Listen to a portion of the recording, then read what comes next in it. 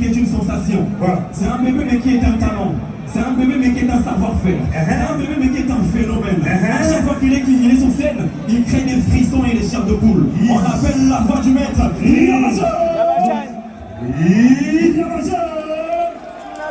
Je vous prie de recevoir à présent Tuna.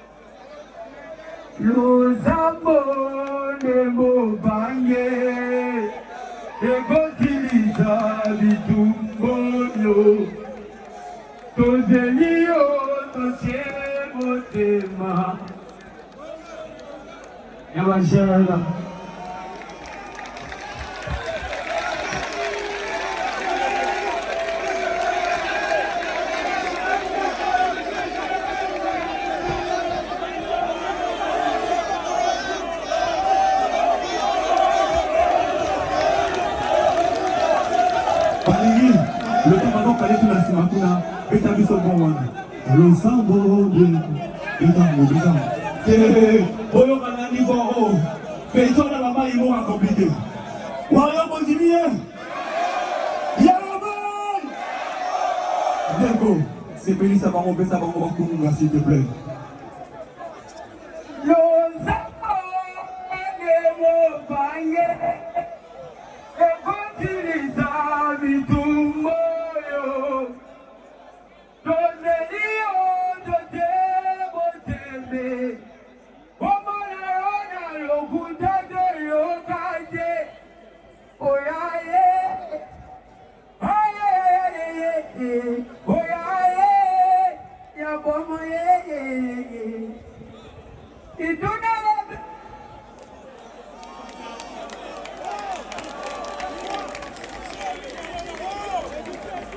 Elle a eu